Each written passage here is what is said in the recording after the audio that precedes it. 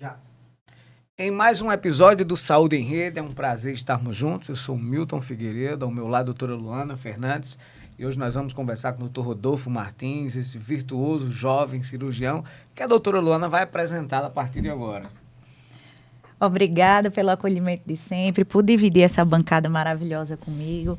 Hoje, com esse médico maravilhoso, tão jovem e já tão experiente, doutor Rodolfo Martins, cirurgião do aparelho digestivo, trata a obesidade e, principalmente, aquela sua dúvida, viu? A cirurgia robótica, Sim. Isso que ele domina. Rodolfo, seja muito bem-vindo ao Saúde em Rede, é um prazer ter você aqui conosco. E eu queria que você se apresentasse para a gente. Primeiramente, boa noite, muito obrigado pelo convite. Eu não poderia, de forma alguma, negar uma participação de estar diante de vocês dois aqui para poder contar um pouquinho da minha história e do que a gente tenta fazer em prol da saúde, tanto no lado da obesidade quanto no lado da cirurgia robótica, cirurgia minimamente invasiva. E eu já sou, agradeço muito ter falado que eu sou jovem, mas já tenho aí mais de 10 anos de experiência na medicina, quase um pouquinho mais de 10 na cirurgia. E minha trajetória começou aqui em João Pessoa mesmo, eu me formei em medicina, e aí eu fui estudando, me especializando nessa área cirúrgica. Fiz cirurgia geral, fiz cirurgia laparoscópica, depois tirei título de cirurgia digestiva pela Sociedade de Cirurgia Digestiva, o Colégio Brasileiro de Cirurgia Digestiva. Fiz também a certificação em cirurgia robótica nesse período e hoje tenho esse gabarito aí. O pessoal fala muito que é o cirurgião que tem mais RQE que eu conheço, mas a gente precisa ter uma formação sólida para poder tratar melhor os pacientes. Antes de nós entrarmos em várias questões técnicas, eu pergunto para o senhor, a cirurgia bariátrica, ela foi adotada como o padrão ouro, né, para tratamento da obesidade, todos aqueles detalhes, mas com essa introdução, eu não vou dizer modismo, porque também é um tratamento, é importante, né, introdução de drogas como o Mounjaro, entre outros, né, Ozempic, por exemplo, isso fez com que diminuísse o número de pessoas que hoje estão objetivamente procurando fazer esse tipo de cirurgia. Foi melhor, foi pior do ponto de vista de tratamento? Como é que o senhor analisa? Do ponto de vista de tratamento, foi melhor, com certeza absoluta, porque era uma coisa que eu me deparava, como eu falei, já estou há 10 anos tratando a obesidade na cirurgia, e a gente só tinha, a única opção do tratamento da obesidade era a cirurgia bariátrica. E a cirurgia bariátrica é indicada para os casos graves de obesidade.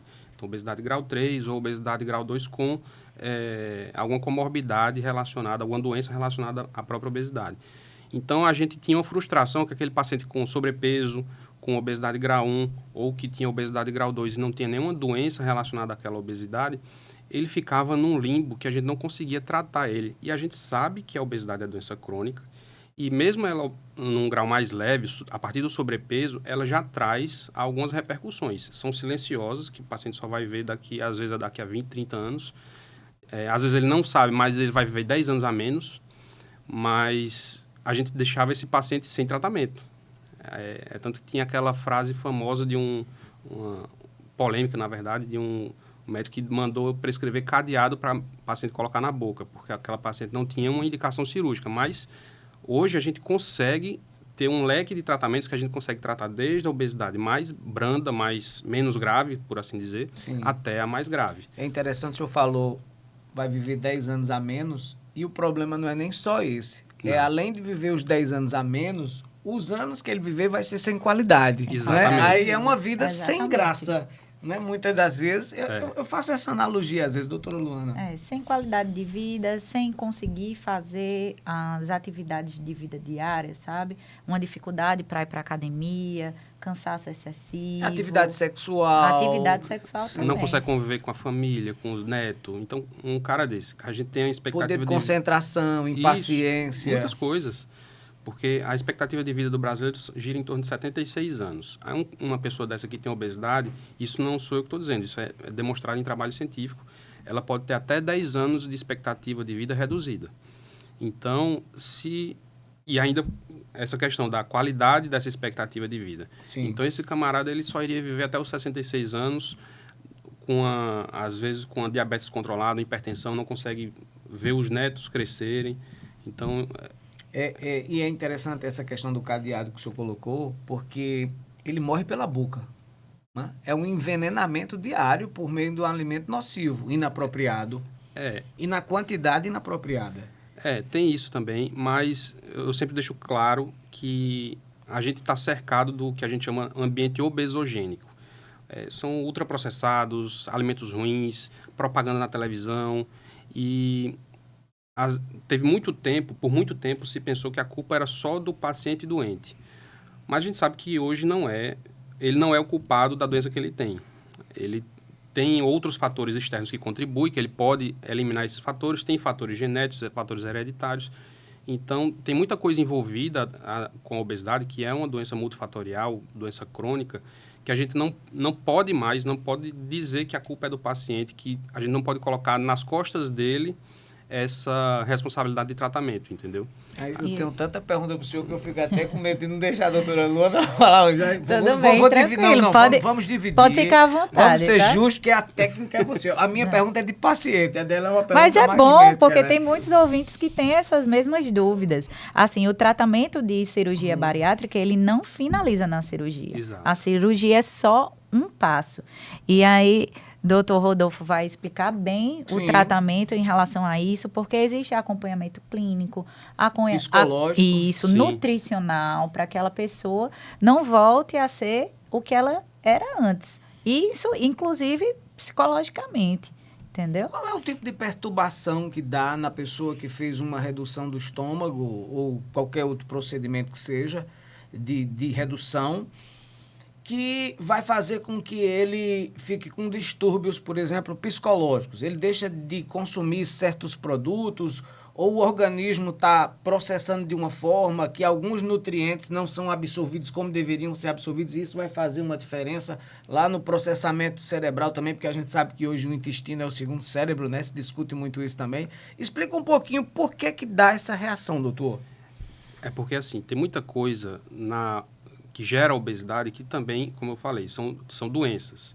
Então, às vezes, o paciente ele tem uma doença psicológica que afeta, às vezes, uma compulsão alimentar, ansiedade que ele desconta... Ele já era doente e ficou mais grave? Ou ele passou a ter o problema a partir da cirurgia? Ele já era doente. Ele já tinha uma doença psicológica antes de operar. Depois que ele operou, às vezes ela exacerba, às vezes ele muda o foco do problema psicológico que ele tinha. Por isso que antes de operar, a gente precisa ter uma preparação para a cirurgia, porque o paciente, ele, do dia para a noite, ele vai mudar a forma de comer. Ele não vai comer mais como ele comia antes. É uma alteração muito abrupta, ele precisa entender isso, ele precisa entender que é para a vida toda, que é para o bem dele. E depois que operar, ele ainda precisa de acompanhamento, porque em algum momento ele pode ter uma recaída.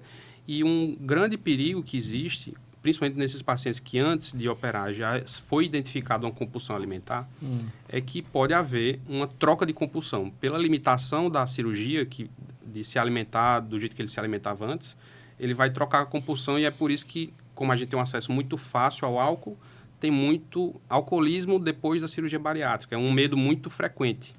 É por causa disso. Eu fico pensando que o prazer para aquela pessoa é comer, porque o ato de comer e beber também, por exemplo, é celebrar, né? A gente vai celebrar, sim, vamos sair, vamos comemorar, relaxar o dia, a gente vai tomar uma taça de vinho, vai tomar um espumante, ou ninguém bebe, mas vai um jantarzinho, vai comer alguma coisa. Aquele momento é um momento também de uma comemoração diária. Aí, de repente, a pessoa foi privado, foi cesseado desse prazer. Em partes. Eu ia dizer isso agora. Não totalmente. Ou, você fazer uma cirurgia bariátrica não significa que você não vá comer nunca mais, que você não vá celebrar. Que você... Agora, tudo dentro do limite, da né? moderação. Justamente. Por isso que Rodolfo traz essa experiência e forma exatamente um ecossistema. Eu sou suspeita para falar, porque eu gosto muito da forma do tratamento de Rodolfo, permita-me dizer, né, de Rodolfo, porque ele vem fazendo esse acompanhamento com o paciente, justamente para reeducá-lo. e dizer assim, olha, não, você pode ir para determinado lugar, você pode comemorar, você pode tomar sua taça de vinho, agora tudo com moderação, Não né? exagere. Exatamente, não exagere. Fala um pouquinho sobre esse tratamento contínuo aqui para Milton poder entender. Por causa dessas questões da obesidade ser doença crônica, hoje a gente tem esse leque tão grande de opções de tratamento da obesidade, tanto desde a cirurgia, a medicação como o Mounjaro, o Ozempic. Então, esses pacientes, às vezes, eles ficam perdidos. Eles acham que o tratamento em si é o que vai resolver a vida deles, mas não é. É tanto que a Eli Lilly, que é a própria fabricante do Mounjaro, publicou até no Instagram deles. Se você for pesquisar nas postagens, você vai achar lá. Que saiu um trabalho recente deles, um estudo, o Surmount 4, que fala sobre a retirada da medicação. Quando você retira a medicação, o que é que acontece? E se viu que entre 80% e 85% dos pacientes que retiram a medicação, eles vão reganhar peso. E eles mesmos reconheceram, isso se deve pela falta de acompanhamento.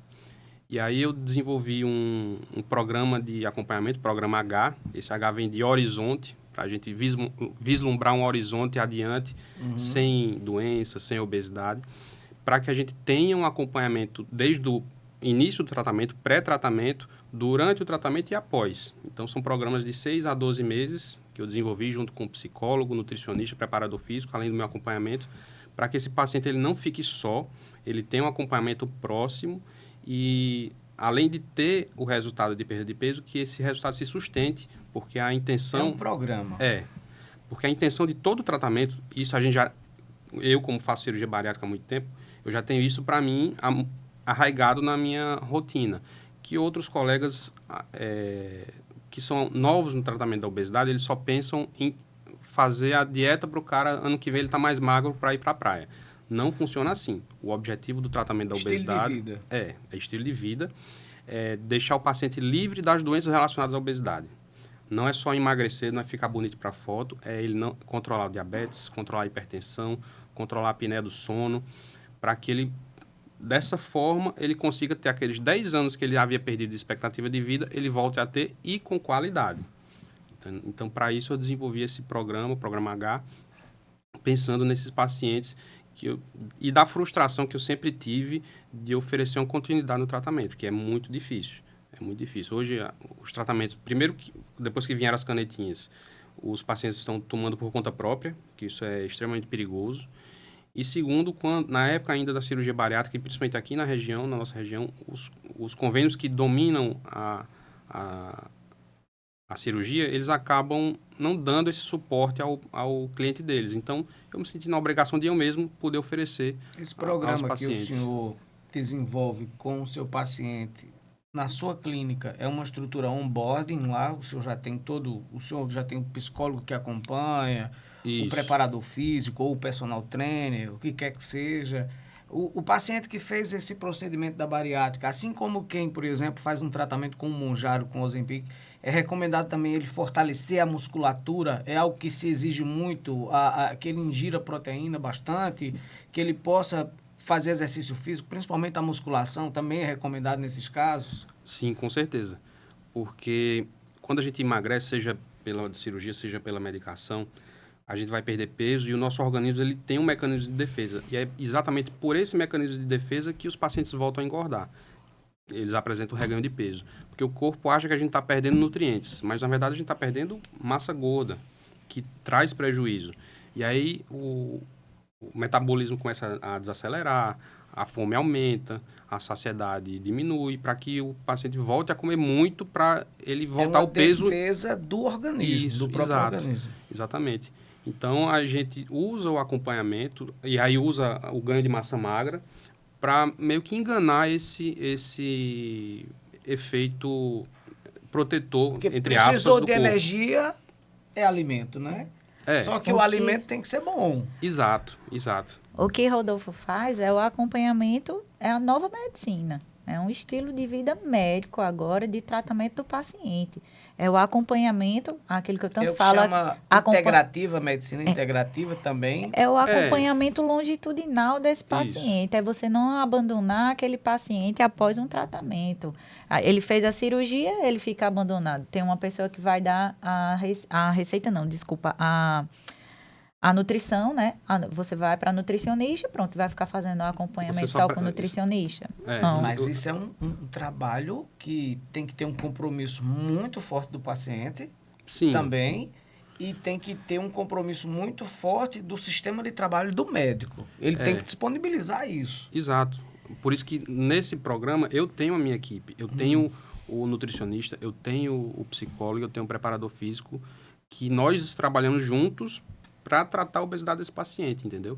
E outra coisa importante é esse ecossistema, a gente se conversa. Então, o que acontece muito na prática médica normal você vem no cirurgião, o cirurgião prescreve, o nutricionista, entrega a cartinha, você vai se virar para ir atrás do nutricionista.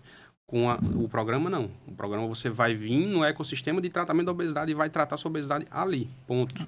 É uma discussão ali entre os profissionais de saúde. saúde. Vender meu peixe também, mas claro, se tiver um agente de A da Ali aí funcionando. Isso você já foi muito ansioso. Eu ia deixar isso para a parte final. Eu ia dizer a ele do tratamento, mas o acompanhamento tecnológico. Lá, mas vai mesmo. Mas quando a gente fala em tecnologia, Rodolfo já está à frente em muita coisa. As cirurgias minimamente invasivas, só mudando um pouquinho aqui, eu sei que o foco em obesidade, a gente tem muitas perguntas, porque é curiosidade do público, né? A gente vem, como você falou, das canetas emagrecedoras, o que é que elas causam, como isso pode ser um malefício quando a gente não toma por orientação médica, apesar das canetas serem maravilhosas, precisa de acompanhamento contínuo. Mas eu queria lhe perguntar sobre as cirurgias minimamente invasivas hoje. Você consegue fazer cirurgia bariátrica assim, dessa forma, aqui hoje, na Paraíba, no caso? Sim, consegue sim, com certeza. E é porque quando a gente fala da cirurgia minimamente invasiva, a gente começa a falar da laparoscopia até chegar nos tempos atuais com a robótica. E a robótica já passou um tempo aqui, é porque chegou recente a João Pessoa, mas já é uma cirurgia, uma forma de operar que já está presente no país há um bom tempo, quase 20 anos, se não me engano até mais. E a cirurgia laparoscópica começou no início da década de 90. E hoje a gente já tem, no aparelho digestivo, a gente já consegue fazer basicamente toda a cirurgia por laparoscopia, pelo menos. E a cirurgia robótica chegando agora, sim, a gente consegue também evoluir. Hoje eu estava até participando de uma cirurgia de câncer de estômago por robótica, junto com a equipe. Nós somos em 5 cirurgiões digestivos e a gente estava tratando essa doença com a forma mais moderna que é possível tratar cirurgicamente uma doença oncológica, que é a cirurgia robótica. E desde a cirurgia bariátrica, a gente pode utilizar a cirurgia robótica, como já operei vários casos, principalmente em São Paulo. Mas a gente já tem a cirurgia bariátrica, dificilmente ela é feita com a técnica aberta convencional. Já é uma cirurgia que é muito consolidada por laparoscopia. Quando a gente fala laparoscopia, é uma cirurgia de vídeo, em que o médico ele não precisa fazer uma cirurgia aberta. O que significa isso? Né? É bom esclarecer. É bom esclarecer. Cirurgia aberta é aquela que é aberta, a incisão grande, que o médico vai trabalhar com as mãos diretamente no paciente. Isso. A cirurgia laparoscópica, a gente faz acessos à cavidade abdominal com a câmera e pinças, e o cirurgião controla as pinças e vai trabalhando ali. São pinças que não têm articulação, são pinças retas, então ela tem uma certa limitação. E aí vem a cirurgia robótica, que é um aperfeiçoamento da laparoscopia. Ela continua sendo uma cirurgia com pinças, trabalhando dentro da cavidade do abdômen, com a visualização através de uma câmera, sendo que isso aí é um grau a mais. Aí a câmera tem dois olhos, que a gente chama, que permitem uma visualização em 3 dimensões da cavidade abdominal. E aí a gente, em vez de ter uma pinça rígida, a gente tem uma pinça como essa, que tem uma articulação maior do que a do próprio punho humano. Então é como se eu tivesse um mini cirurgião trabalhando lá dentro. Sim. E aí essa pinça ela tem conexão com energia e ela faz diversas coisas dentro da cavidade, que você olhando de fora, você vê um monstruoso robô trabalhando em cima do paciente, mas o que está funcionando é uma pinça de 3 centímetros, que está atuando ali dentro do abdômen, fazendo uma cirurgia bem delicada, com uma precisão bem avançada. Muito menor, Trauma muito menor. uma recuperação mais rápida. Com certeza. Menor risco de infecção. Menor risco de infecção. Não sei se a gente pode falar assim, mas talvez a eficácia seja até maior, né? Porque como o senhor disse que o pulso, a eficácia de um resultado final, não que o médico não seja competente ou eficiente, mas a eficácia de um equipamento mais preciso ajuda também, né? Ajuda sim. Na cirurgia oncológica, por exemplo, a gente precisa retirar os linfonodos. Uhum. E quando a gente tem uma articulação como essa, uma pinça como essa, uma visão que a cirurgia robótica proporciona para o cirurgião, a gente consegue fazer uma retirada desses linfonodos de forma mais eficaz. Isso ainda não são discussões que estão acontecendo ainda na literatura, que estão dando continuidade a alguns estudos, mas a gente já sabe que na prática clínica na prática cirúrgica, a gente já consegue ver uma maior eficácia, uma cirurgia que sangra menos. Eu até fiz um vídeo um tempo desse atrás, eu fui visitar o Hospital Sírio-Libanês e acompanhei a cirurgia do tórax por robô. E a cirurgia do tórax é uma cirurgia que as pinças estão trabalhando aqui em cima da aorta, o coração batendo aqui em cima, uma proximidade incrível, e ele consegue tirar a lesão, o câncer do pulmão, com uma precisão incrível, que ele suja de sangue uma gazezinha de 5 por 5 centímetros. Só isso o que ele suja de sangue da secreção normal de uma cirurgia. Enquanto se fosse uma cirurgia abrindo o tórax, ele usaria um pacote de compressa enorme. Então, só para abrir já sangra muito. Então, a evolução do tratamento cirúrgico com a cirurgia robótica é, assim, fenomenal. Quais são as cirurgias hoje que você trabalha aqui, nos hospitais daqui? Tem algum hospital que você trabalha com cirurgia robótica pelo SUS ou são todos particulares? A maioria é particular, porque a cirurgia robótica ela ainda não é contemplada pela ANS. Alguns procedimentos já foram contemplados, mas pela urologia. Mas na cirurgia digestiva ainda não tem nenhum. Então, a grande maioria ainda é particular. Mas existem formas isso eu já praticava muito em São Paulo, de você fazer uma internação, o paciente arca com o custo da equipe e só uma taxa da utilização do robô, ele consegue a internação toda pelo convênio dele. Então, tem formas de facilitar que o paciente consiga ter acesso a algo tão tecnológico que ainda tem um custo elevado, mas se ele quer o melhor para a saúde dele, ele vai optar por escolher uma terapia como essa. Você falou em cirurgia oncológica também, né? Sim. Quais são as cirurgias oncológicas aqui que você consegue realizar hoje? Aqui, quando eu digo na Paraíba, né? Olha, basicamente qualquer uma do aparelho digestivo. A gente consegue tratar câncer de esôfago, tratar câncer de estômago, câncer do intestino, alguns cânceres de pâncreas, de fígado, das vias biliares. Todos esses são fáceis, não digo fáceis, mas tranquilos de se fazer por cirurgia robótica. Então, assim, a gente tem um avanço, por isso que eu amo a tecnologia, né? Porque a gente tem um avanço, assim, se você olhar para trás, há 5, 10 anos, porque, como ele falou, na Paraíba isso ainda é muito novo, né? Apesar de já fazer mais de 20 anos de cirurgia robótica aqui no Brasil, mas você dá uma nova perspectiva de vida, entendeu? Para o paciente. Isso é fantástico. A cirurgia robótica ela só vem avançando. Acho que o Estado, agora, com essa quantidade de robôs que chegaram, né? Onde é que nós temos robôs hoje? Só para as pessoas entenderem. No HELP, no HELP, no Laureano, na Unimed e no Nossa Senhora das Neves. Isso. São 4 robôs da Paraíba. Tem robôs. Sim. Isso. E alguns cirurgiões, não todos, são habilitados como o Dr. Rodolfo para fazer cirurgia robótica, não. Dr. Rodolfo, uma das coisas que é interessante é que o robô permite com que, e toda essa tecnologia também, claro, permite com que haja uma interação até de médicos, né? Um médico de fora possa estar participando, seja Sim. por um vídeo, interagindo, e em alguns casos me parece que até manipulando também um robô desse à distância. Então eu acho que isso termina sendo um somatório de uma união de competências que pode trazer um benefício muito grande também para o paciente. Eu queria que o senhor falasse um pouco sobre isso também. Essa questão ainda é muito nova e não é nova só aqui, é no Brasil e no mundo todo.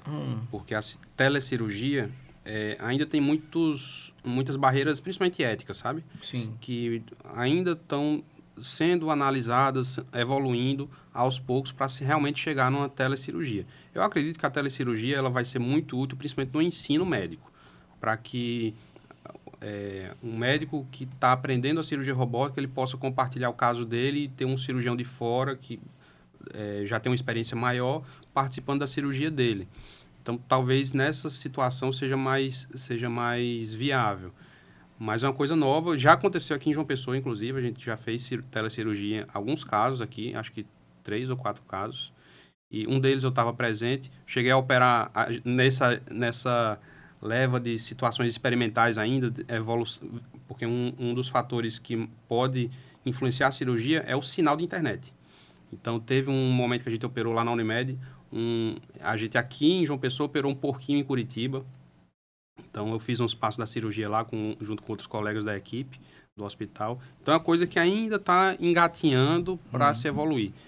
Já é factível, mas o que mais segura essa evolução são barreiras éticas mesmo. Porque aí tem a questão do assistente, quem é, quem não é. Tem algumas O robô burocracias. não opera sozinho. Não Sim. opera sozinho. Isso é um fato. O robô não opera sozinho. E hoje, numa cirurgia robótica, quantos médicos, é o médico cirurgião e um auxiliar, ou a gente precisa de mais médicos intervindo no tratamento cirúrgico? Numa cirurgia robótica hoje do aparelho digestivo, geralmente a gente começa com 2 cirurgiões em campo para a gente acoplar o robô. O cirurgião principal e o seu auxiliar, que a gente chama de bedside.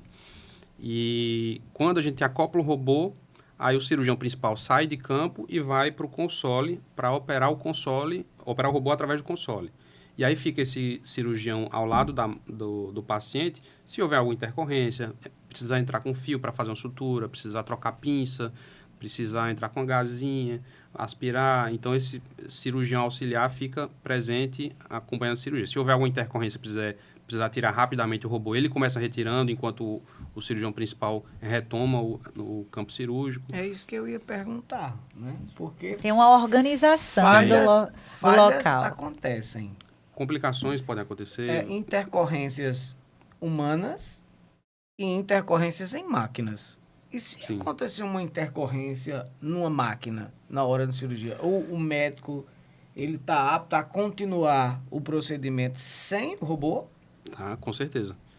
Se o robô, porventura, não aconteceu nada, mas um robô falhou, a gente pode retirar o robô e continuar a cirurgia por Já laparoscopia. aconteceu isso? Nunca presenciei. Não, mas vocês estudam, Sim, com certeza sim. já tem casos de... Antes mesmo de... Antes de ser desculpa, Rodolfo. Antes de ser cirurgião robótico, ele é cirurgião geral. Não, né? Então, perfeito. assim, todas as pessoas que operam, os médicos que operam um robô, ele tem isso. que ser É nessa expert agora no que eu vou assunto. chegar, né? Aí surgiu a dúvida. Não, tá? claro, tem que surgiu tirar. a dúvida. Não, pode ficar à vontade. Surgiu a dúvida.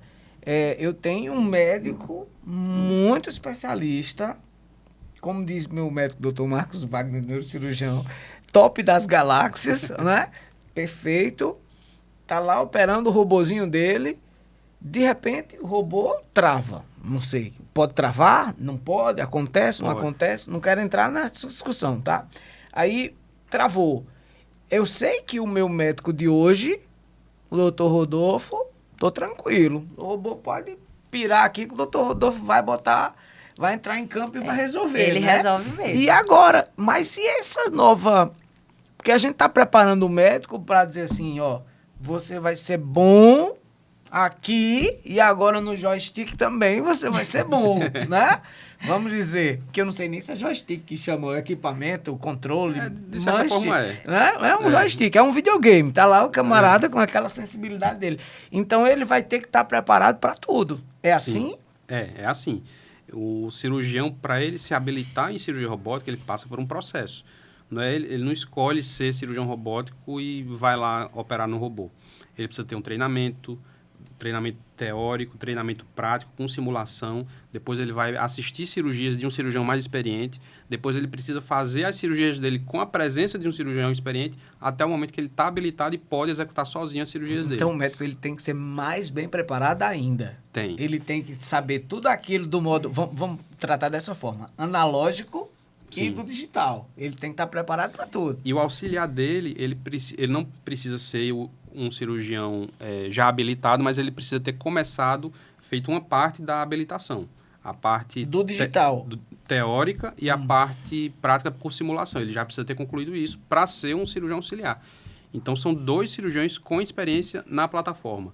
E essa questão da falha do robô, antes que aconteça a falha, o fabricante ele já prevê possíveis falhas e já treina o cirurgião para resolver se houver uma falha. Eu nunca presenciei uma falha que precisasse retirar o robô, interromper a cirurgia. Nunca presenciei isso. Já presenciei, às vezes, uma pinça mal conectada ou um braço que solta, mas nada que impeça. Tem como reparar ali no meio da... Tem como conduzir, ajusta aí. Olha, o braço soltou, vou só colocar de volta. Coisa simples, sabe? Você, o que te levou, na verdade, a escolher a cirurgia robótica? Foi só por causa da tecnologia? Foi por conta de alguém da família? Sua mãe? Eu sei que sua mãe era médica, né?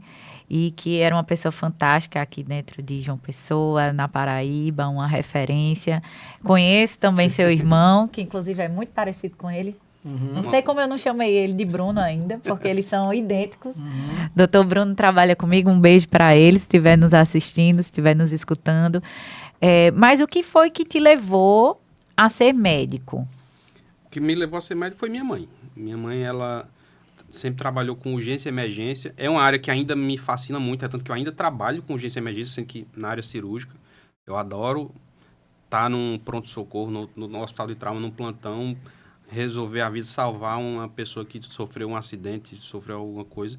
Eu ainda gosto disso, é tanto que em São Paulo eu ainda trabalhava no hospital de referência só em urgências também, além de fazer essa parte mais refinada, eu também gostava de ver a coisa acontecer, da ação.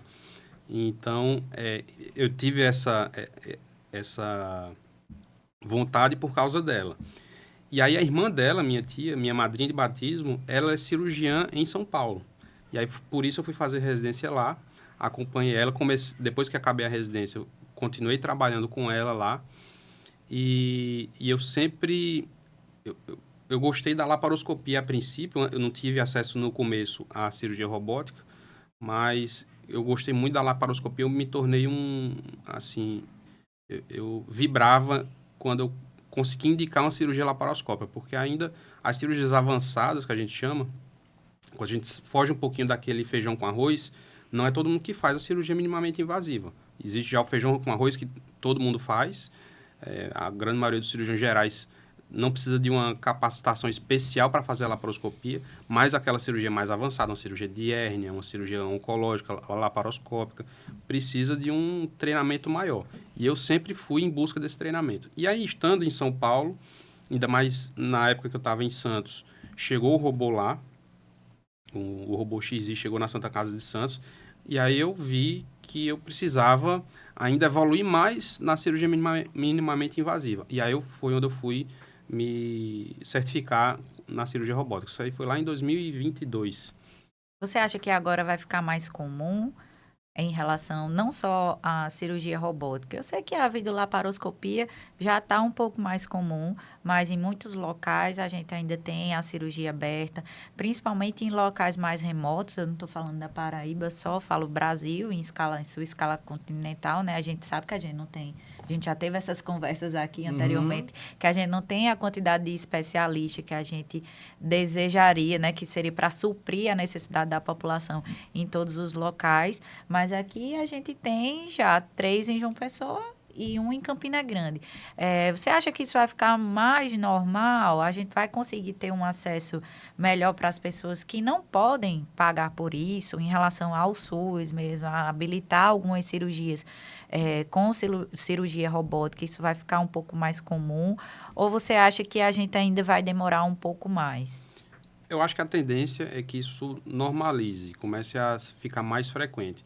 Principalmente primeiro pela liberação da ANS, o reconhecimento da ANS, a cirurgia de próstata, câncer de próstata já foi contemplada pela ANS.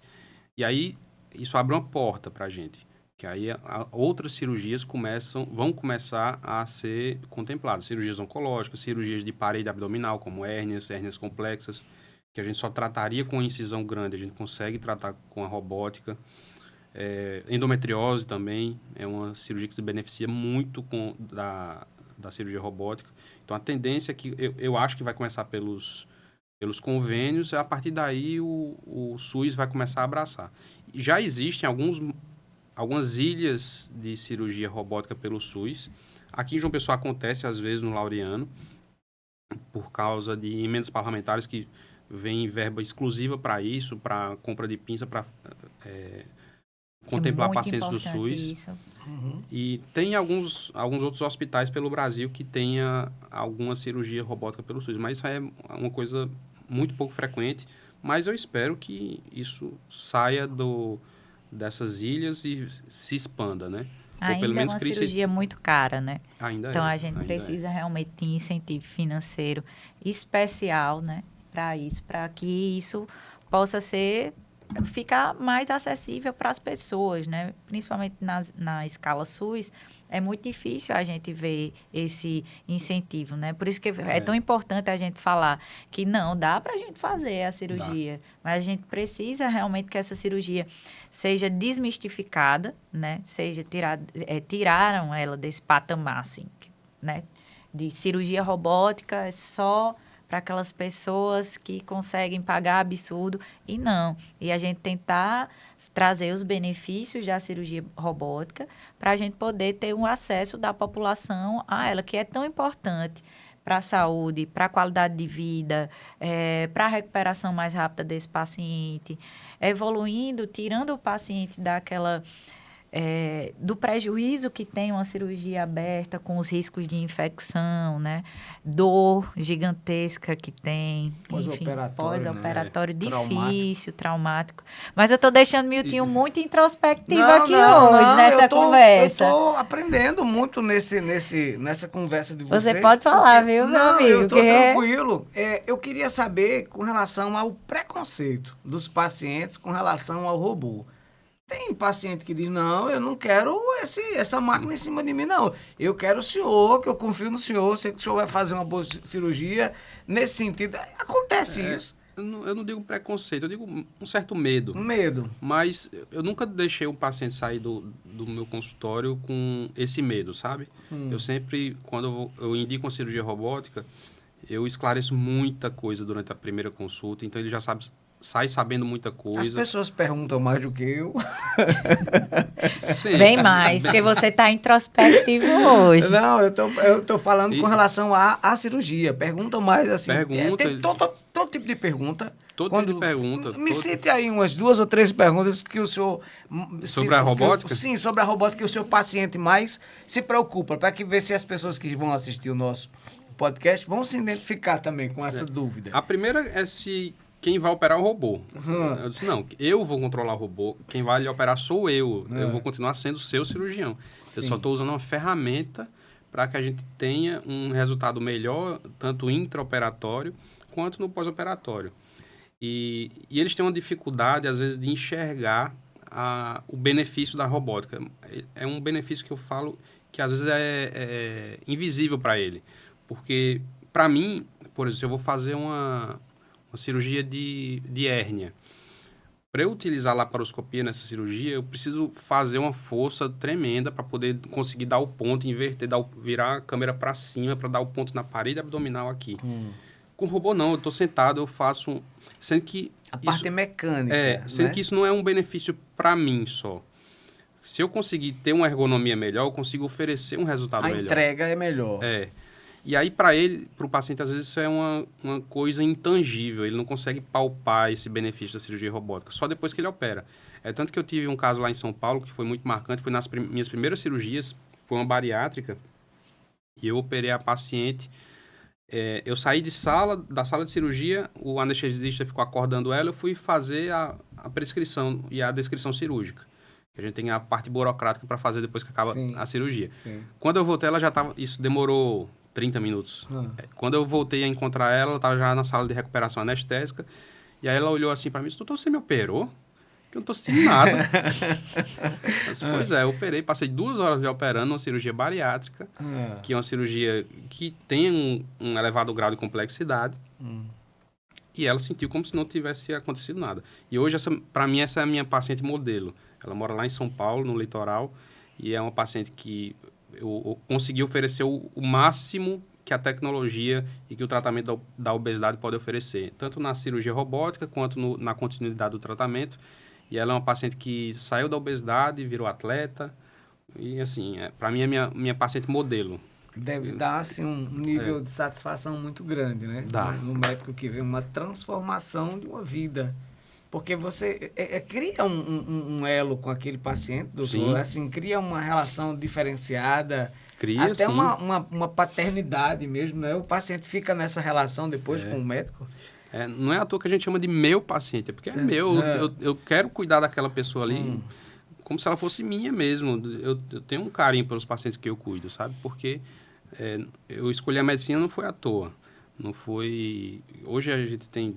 Enfim, tem conversas polêmicas para falar sobre a medicina, mas a minha escolha... Verdade. Já passou muita polêmica aqui. Mas a minha escolha da medicina foi pensando mesmo nessa questão do sacerdócio, de oferecer saúde e qualidade de vida para os pacientes. Então, quando eu tenho um paciente que não está evoluindo do jeito que eu espero, eu sofro junto com ele, ou eu cobro dele para que a gente consiga ter um resultado bom. E aquele que atinge o resultado que a gente espera, eu vibro junto também. Tem muita gente que dá trabalho nesse sentido, indisciplinado, você. Vamos cumprir isso aqui, o senhor pega no pé mesmo. Pego, tem que pegar, né? Tem que pegar para a gente atingir um resultado, a gente precisa ser firme e estar junto. Eu não digo ser chato, mas estar junto mesmo. Cobrança para poder chegar a um resultado perfeito. E o resultado perfeito não depende do médico, depende do paciente, da vontade do paciente, da sua força de vontade, do equilíbrio emocional, do equilíbrio físico, né? Porque você vai estar dando a oportunidade, como a gente falou no começo, que a cirurgia bariátrica, ela não é a cirurgia e termina só o tratamento, não é isso. Muitas pessoas pensavam que era assim antigamente, e aí foi onde se prejudicaram. Eu conheço pessoas, inclusive da minha família, que fizeram cirurgia bariátrica e que, infelizmente, retornaram a um peso parecido já do que elas fizeram, mesmo com a cirurgia bariátrica. Eu tenho dúvida nisso aí. O estômago é uma redução do estômago, certo? Sim. Essa cirurgia que o senhor faz tira um pedaço do estômago ou é aquela que coloca... Eu não sei nem se ainda existe esse método. Estou falando coisas que eu já fiquei sabendo. Coloca um anel e diminui... Vozes da minha cabeça. Não, brincadeira. E diminui o tamanho do estômago. É assim hoje ainda? Hoje não se utiliza mais esse anel. Já utilizou no passado. E por diversos motivos acabou que... complicações, etc. A minha dúvida nem é essa ainda. Eu tô ainda preparando para a pergunta, sim, viu? Aí não existe mais esse anel. Hoje faz como? Corta um pedaço do estômago mesmo? Existem 2 técnicas principais de tratar, de fazer a cirurgia bariátrica. É o sleeve, que aí a gente vai cortar o estômago, deixar ele no formato de um cilindro. E quando a gente retira essa parte do estômago, cerca de 80% do volume do estômago, a gente deixa de produzir alguns hormônios que vão está relacionados principalmente à saciedade e à fome. E existe o bypass, que esse é uma cirurgia que é a que eu tenho preferência por ela, porque ela tem um perfil de resultado metabólico melhor. Ela consegue controlar doenças metabólicas como a hipertensão, o diabetes.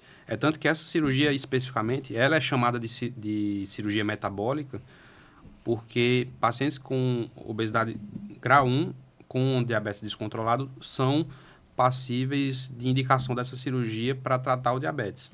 Então, é uma cirurgia que já trata o diabetes há muito tempo. Já no início não no início, mas há um tempo já é utilizada com essa finalidade. E aí a gente não retira nada do corpo, a gente reduz o estômago grampeando ele. Então, o estômago que tem um volume grande, ele passa a ter 50 ml, mais ou menos, de capacidade. E a gente faz um desvio no intestino. E esse desvio, geralmente com 1,20 m de alça intestinal, a gente diminui também essa produção desses hormônios que estão relacionados com a saciedade e a fome, além de outros que vão interferir na resistência dos tecidos periféricos à insulina, e aí se torna uma cirurgia metabólica que tem melhores resultados. Então, tem esses dois tipos de cirurgia. Agora vem a minha dúvida. Se nós diminuirmos o tamanho, nós diminuímos, né? Fato concreto, o tamanho do estômago. Seja por meio do corte ou esse grampeador que o senhor utilizou aí, fez o bypass, maravilha. Se diminuiu, a capacidade do estômago ficou menor.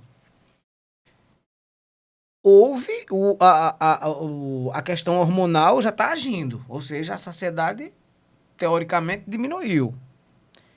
Como é que a pessoa volta a engordar? Porque para onde vai essa comida? Se ele voltou a engordar, é porque ele está comendo mais do que deve, na minha concepção.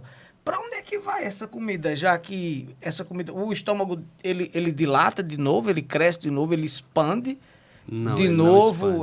O que é que acontece? Ele não expande. Existem duas coisas que podem influenciar no reganho de peso. A primeira delas é anatômica. A cirurgia bariátrica, ela evoluiu ao longo do tempo. Ela não foi a mesma desde que ela foi criada. Então, aqueles pacientes mais antigos que foram submetidos à cirurgia, às vezes eles têm uma diferença anatômica na cirurgia que foi feita. E aí, esses pacientes especificamente, eles merecem o que a gente chama de cirurgia revisional. Que a gente, ou um sleeve, que é uma cirurgia que tem uma capacidade menor de perda de peso, às vezes a gente transforma ele num bypass, ou um bypass que tem uma alça mais curta, a gente alonga a alça, para que a gente atualize a cirurgia para uma cirurgia mais atual do momento. Isso é um processo que se faz tranquilamente? Não é tranquilamente, porque uma reoperação é uma cirurgia sempre mais complexa. Sim. A robótica para esses casos é excelente, né? Excelente e fundamental. E existe o fator comportamental, que esse é o principal. O fator comportamental é o que mais influencia no reganho de peso pós-bariátrica. Então, é aquele paciente que está sem acompanhamento, obviamente, e ele começa a comer errado, ele começa a se alimentar de alimentos hipercalóricos, por mais que o estômago dele esteja pequeno. Um exemplo que eu tenho, que foi assim um terror na vida do cirurgião bariátrico, era aquele leite mocinha, aquele leite moça numa bisnaguinha. Sim, que parecia um creme dental, mas não tinha... Era bom demais aquele. Pois é. Os pacientes com obesidade pós-bariátrica, aquilo ali era direto. Entra pela boca e passa direto. Porque é líquido pastoso, passa rápido pela anastomose, que é o desvio do intestino, e é extremamente calórico. Excesso de carboidrato, então ele reganhava peso. Refrigerante com açúcar também é um vilão fortíssimo do paciente pós-bariátrico, porque são comportamentos. A falta de atividade física, e aí o retorno das compulsões alimentares, isso tudo influencia no reganho de peso. Então, independente do tamanho que está o estômago dele, ele fica comendo compulsivamente. Exato, porque a bariátrica é uma ferramenta para tratar a obesidade. Ela não é o tratamento. O tratamento é um ecossistema. Então, a minha dúvida é, se o reservatório diminuiu, automaticamente vai caber menos coisa, né? Assim, a grosso modo, tá? De certa forma vai, mas o paciente vai burlar esse reservatório pequeno, vai burlar a fome, ele vai comer sem fome, porque ele não se reeducou. Então, ele vai voltar a ter aqueles hábitos, ele vai comer com mais frequência. Então, isso aí, por mais que ele tenha a ferramenta lá atuando, ele está dando a volta nela, tá burlando ela, entendeu? Por isso que é tão importante ter o acompanhamento psicológico, né? Para você estar junto com uma pessoa que entende realmente que aquilo que você está passando é uma compulsão, para que você seja reorientado através do médico você tirar todas as suas dúvidas, saber que isso vai acontecer e que você vai ter fome, porque as pessoas pensam isso também, né? Diz, não, eu fiz a cirurgia, eu tô morrendo de fome. Sim, mas você vai continuar tendo fome. Não é para você parar de comer. É para você comer melhor e orientado. Por isso tem a parte nutricional, tem que estar super casada, na verdade.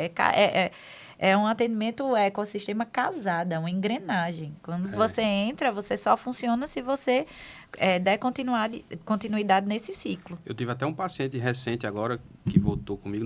Não fui eu que operei, foi operado aqui por outro colega. E aí ele reganhou o peso quase todo dele pós-bariátrica.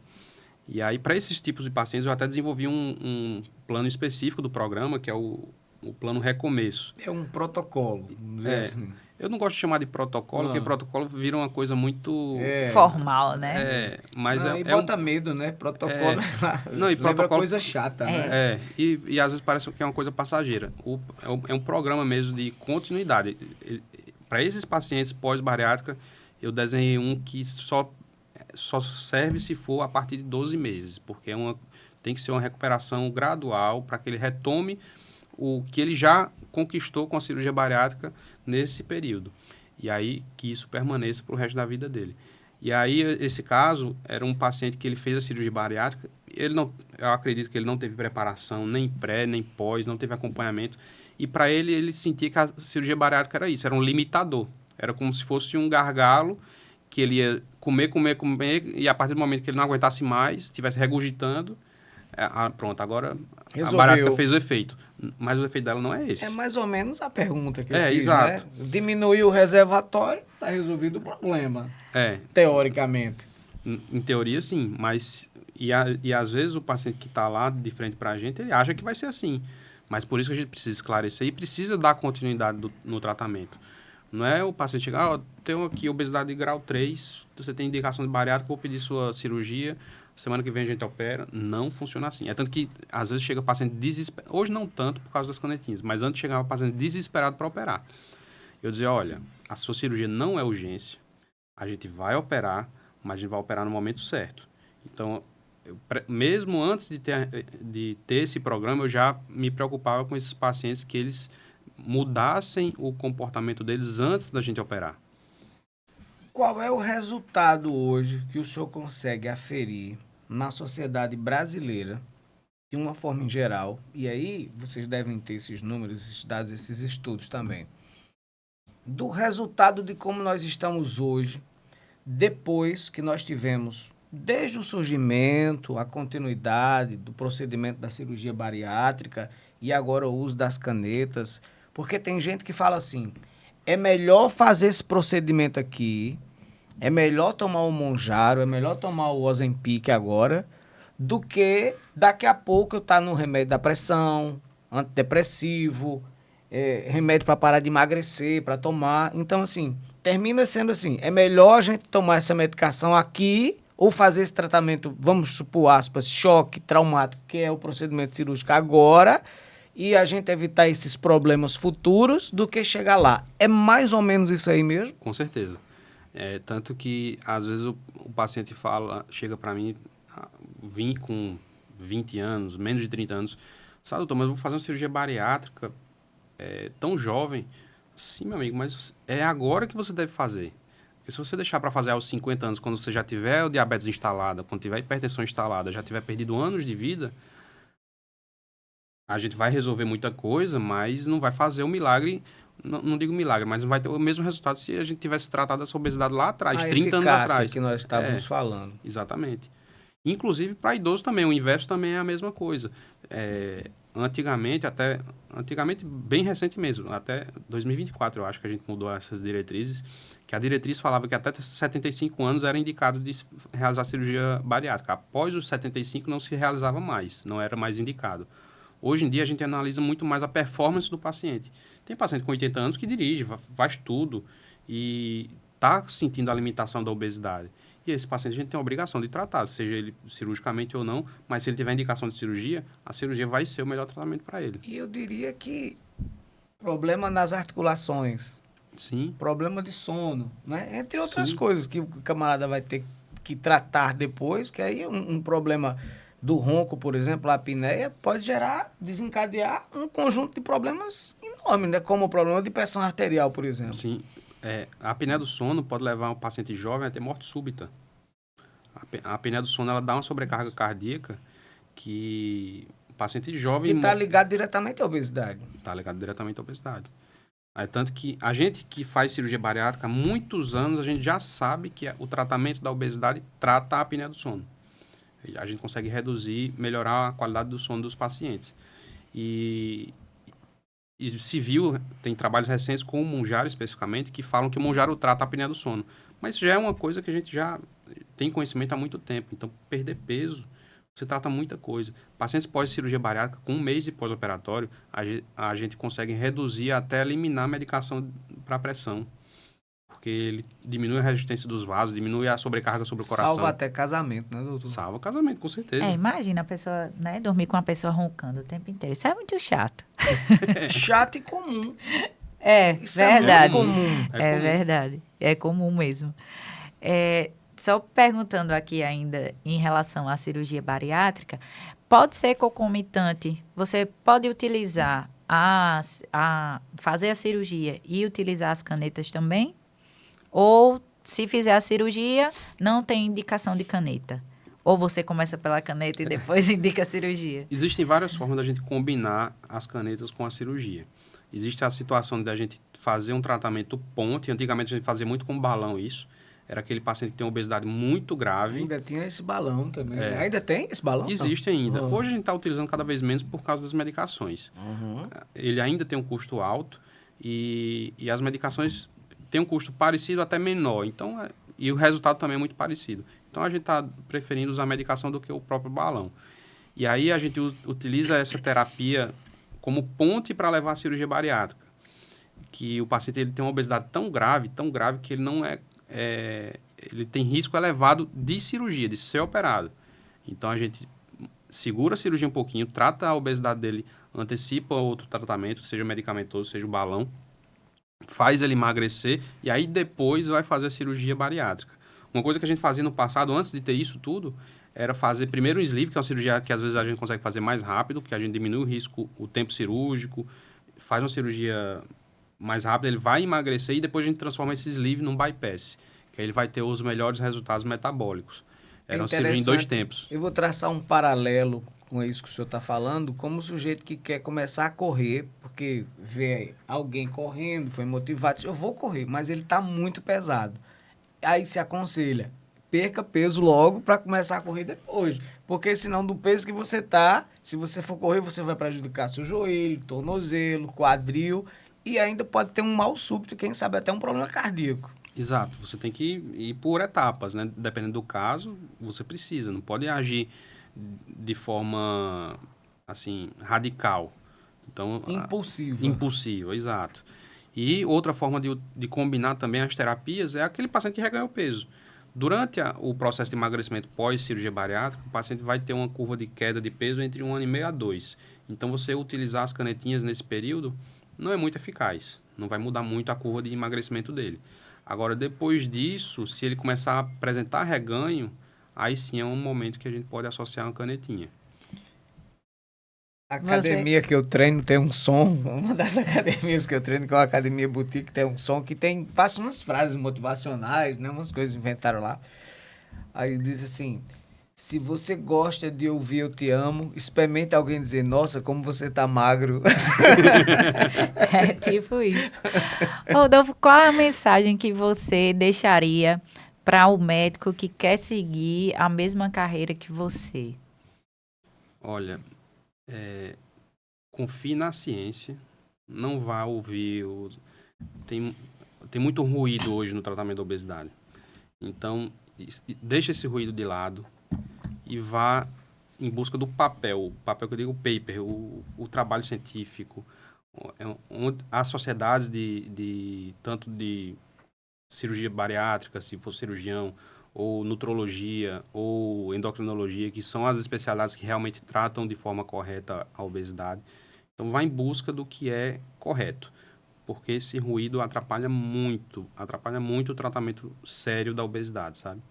E A gente precisa de profissionais sérios tratando uma doença que é tão prevalente e que traz um risco de saúde tão grande a longo prazo. E é isso que a gente quer trazer aqui no Saúde em Rede sempre, levar informação ao público, informação de qualidade, que a gente sabe que realmente tem referência, você que é uma referência aqui na Paraíba, hoje em João Pessoa, dominando a cirurgia robótica, veio com excelente bagagem. Então, muitíssimo obrigada por você estar aqui conosco. Miltinho dividindo aqui comigo essa bancada. Só agradecer. Eu que agradeço o convite. Posso vir aqui quantas vezes vocês quiserem. Parabenizar pela sua carreira. Obrigado. A gente sabe que para chegar no nível que você chegou é preciso muita renúncia, né? Preciso muita dedicação, talento, vocação também, tem muita coisa envolvida. Desejar muito sucesso. E eu queria que você deixasse uma mensagem para aquela pessoa que ainda não procurou fazer o seu tratamento correto, seja com o uso da caneta, seja com um procedimento cirúrgico, o que quer que seja, que a vida da gente pode melhorar muito e passar a ter um novo sentido, desde que a gente cuide um pouco também do nosso organismo. Para essas pessoas eu falo que não se acomode, busque o tratamento, porque às vezes a gente está numa situação de cômodo, tá fácil viver daquele jeito para ele, mas se ele começar a recapitular e ver as limitações que aquilo tá causando na vida dele, ele tá brincando com a filha dele tá chamando ele ali, ele não tá tendo condição de sentar no chão para brincar com ela. Ele percebeu isso, tá conseguindo participar sei lá, ver os netos crescerem. Então, essa pessoa ela precisa perceber o quanto que a obesidade faz mal na vida dela e buscar ajuda. E buscar ajuda de profissionais sérios. Não adianta ir comprar o munjaro daquele cara que vende iPhone. Tem que ir atrás de um profissional de saúde para ter um acompanhamento. Eu gostaria que, com a doçura que lhe é peculiar, a doutora Luana encerrasse o nosso podcast de hoje. Muito obrigada pelo elogio. Doçura nem sempre, mas a gente tenta, pelo menos aqui na frente das câmeras. Muitíssimo obrigada, Milton, mais uma vez, por estar dividindo essa bancada comigo, como eu já disse. Rodolfo, seja muito bem-vindo sempre. Obesidade, a gente passaria horas e horas falando, tem muitas dúvidas. Quem tiver dúvida ainda e quiser entrar em contato com a gente, pode colocar a dúvida através dos nossos links do Instagram, do YouTube, que a gente vai passar também para o Dr. Rodolfo, e qualquer coisa a gente traz ele de volta aqui só para responder a pergunta do público. Então, muitíssimo obrigada, Rodolfo. É um prazer enorme, como eu já disse, ter você aqui. E encerramos o nosso Saúde em Rede hoje. Obrigado.